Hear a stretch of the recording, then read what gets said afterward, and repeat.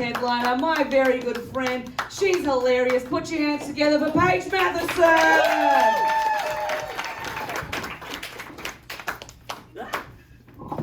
Hello, everyone. I love how Sarah just took on this motherhood role. Because I was at a barbecue recently and someone was like, what's the name of the baby? The wrong answer is, I don't give a fuck. Well, that was me. That was me. Like, how bad is it that I absolutely hate watching gender reveal party videos, but really love watching the ones that go terribly wrong?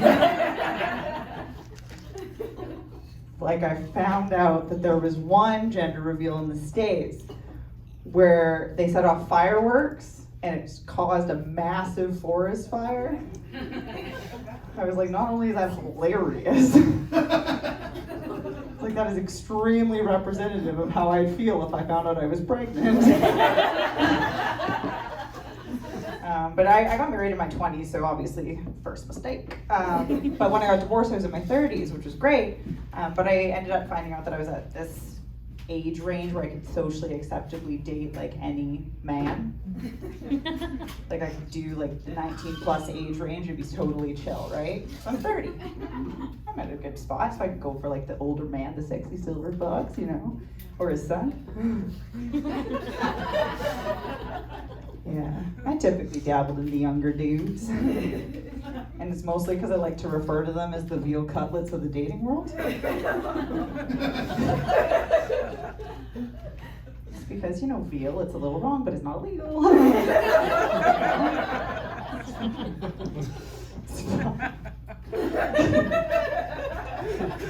Nah, the real reason was because like they really didn't want me to get pregnant because like they got hopes and dreams, you know, and that's important to have. Like I didn't want to get pregnant either. Like I've got an IUD. Her name is Karen. Like she shuts that shit down. Just send this back to the manager, please. It's actually real awkward after sex. No, because if I whipped out a condom by like with a guy my age, he'd be like, "Babe, do I have to wear it?" And I'd be like, "Yeah." Quite personally, I'd rather be pro protection today than pro-choice on a Tuesday afternoon. But I would never get a call back either. No, it's like, Paige, I had a really great time, but you didn't let me give you gonorrhea, you know. Not really a clap-worthy performance. Hey, I'm saying that joke until I die. Till I die. Straight facts. So not many single people here, so here's the reasons not to get a divorce or breakup ever. Yeah, I've got a list. It's called the list of losers. And it goes with, it might not work out with a guy if they show up drunk on your first date, which I have done, but not at 10 a.m. 10 a.m. was a little early. It also might not work out with a guy if for the hour and a half that you are together, all he talks about is his Oakley sunglasses collection.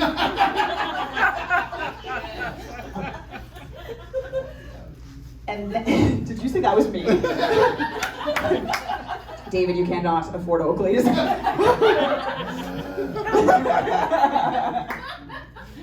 But nor could that guy, because when he tapped his card, it was insufficient funds. So, yeah, he was shocked when I didn't answer his calls. But at least instead of sending me dick pics, he actually just sent me photos of his Oakley's collection.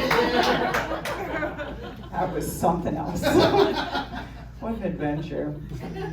Also, may not work out with a guy if you go to politely excuse yourself to the washroom and he says, "Are you going to the bathroom, Paige?" And you say, "Yes." And he says, No, shh, sit down. I need you to save that for me for later. Oh my God. We were in a coffee shop. Oh. You know what also is not okay with me? Anytime I hear anything about the Delta variant nowadays, everyone's like, well, it's because it's so dangerous because. it has a higher viral load. Ew. A viral load? It's like, now my mask is just a face condom, fuck it. Maybe I'll call it a dental dam every once in a while. Just not okay. Fuck. COVID's been fun for me. Like, I'm a comedian. I mean, I wasn't able to perform about it at the time, but when Bonnie Henry said to us, don't worry guys, in the summer when COVID came back, you can still go to a nightclub. You can still go to a nightclub, but don't dance. I was like, what am I gonna do? Just have some business meetings at the Liquid Zoo. All of the dancers are like, well, actually, we're not dancers anymore. We're going back to stripper. No lap dances. They're like, we're just doing lap visits now? It's just a better thing for us, keep us employed. Yeah, I've been trying to kind of figure out better ways that we could have named the pandemic too.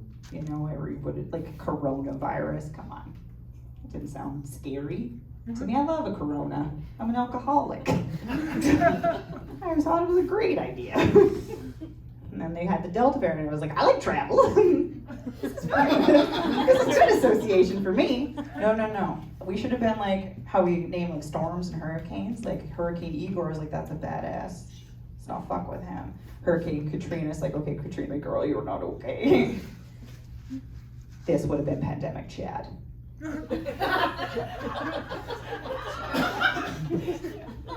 That's a viral load I would have fucking paid attention to, you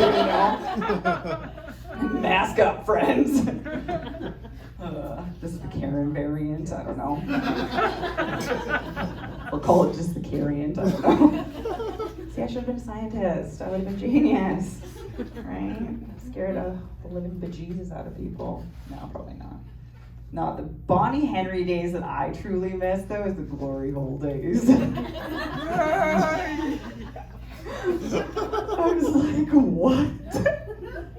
And then people are on like Facebook Marketplace selling like boards with like plexiglass. I was like, I don't think she meant literally, but those barriers though, like, that's fucking perfect. And then at that same time too, and I feel like not enough people talked about this, because at the same time too, she's like, if you're having promiscuous sex, you should also be wearing a mask while doing it. I was like, Bonnie, honey, we can't even get people to wear condoms. It's non-peer supported, not peer reviewed. There is no evidence based on this whatsoever. If you get the Pfizer, ladies, you actually get the side effect of growing a second clitoris. Yeah, and men, they learn how to find it. Prove me wrong. Anybody hot yogis? Anybody like hot yoga? You like hot yoga? I love hot yoga. I'm gonna ruin this for you. Do you go frequent? Do you frequent No, hot I yoga? used to. You used to, Yeah. before COVID. Before COVID casualty. Yeah. Well, I don't like hot yoga. I went on a first date actually to hot yoga once. That was. I did not know what I was getting myself into. I was like, I'm adventurous. No, there's no amount of antiperspirant that's gonna keep you cute. Like, it's not happening. And so I get there, and I noticed right away, everything about hot yoga, the experience mimics an anxiety attack. You're hot, you're bothered, your heart rate is racing, you're uncomfortable, you are just so hot, and you're very nervous. Not like regular type of nervous, but like that you're afraid you're gonna fart in downward dog. Like, honestly, the only good thing about hot yoga was it being over. I don't know. But the whole time I'm thinking, why would I pay $20 for a drop-in fee when I get anxiety for free? I'm good at anxiety. This is not making it better. I'm a nurse. Can we give a round of applause for nurses for a second? We're coping great. We're coping great. You know what? We are the healthcare heroes. That's lovely. people are still dicks to me. And I don't actually know why, because like there's a lot of things I could do to them. Like standard nursing practice, I have to take your temperature. You're being a dick, I'll bring a rectal thermometer. And I will put it in your mouth. I'm kidding, they told me that's unethical. Nursing's not so bad. I love getting to wear scrubs. Those like expandable waistlines, big pockets. I can put my keys in there, my phone, all the medications I steal. Again, I'm kidding. I eat them there. Fun fact, I used to compete in bodybuilding back in the day. I was a competitor of wearing bikinis and high heels. That doesn't sound like a lot, but I got 5th place, which is great. But afterwards, I failed. I was like, this is not for me. I'm going to go back and eat normal people food. So I immediately, after the competition, went to Red Lobster. I ordered the ultimate feast, every single dessert, and then I drank the butter. Within a year, I gained 60 pounds because it just kind of continued on the trajectory. It was fun, but then I was like, oh fuck, now I need to pay attention to my health. So then I was like, I need another goal. So I was like, I'll do a half marathon. You know, that's something fun. 2 things I learned about half marathons is 1, you should train for those. And 2, you should know the distance you're gonna have to run. Because it is very disheartening when your assumed 10 miles is incorrect. And you find out halfway through when you notice people's signs have higher numbers than 10 miles. That was not a fun day for me. So then after deciding never to run ever again, I decided to get a Fitbit because I was like, it tracks other exercises, right? It just really tracked a lot of my sleep. It tracks that too. But it will also do like if you're on the elliptical, if you're biking or whatever, it says. And the one day I was flipping through and it said I had exercised that day. I was like, false. But I looked closer and it said I was indoor cycling at 11:54 p.m. I don't have an indoor bike. And I had just had a Tinder date. My fucking watch called me the town bike. You know what's not been fun for me since COVID has kind of dissipated a bit is having to drive again. I was kind of a big fan of not having to think about driving because people suck at it. And to help ease my anxiety, I got a dash cam. And what I noticed is it doesn't only catch shitty drivers, it also records my audio. And I say fun things. I talk to the vehicles as though they know what I'm saying. Like the other day, I'm like, oh my God, your Ford is so fucking big. You're so fucking fast. A popular one is, I wish you would compensate for your small dick energy in another way, sir. Every truck that goes by or loud vehicle, it's bad. I'm judging people.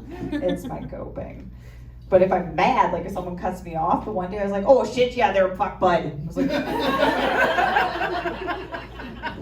just like my Manitoban roots just popped out of me. We'll end on this one, guys.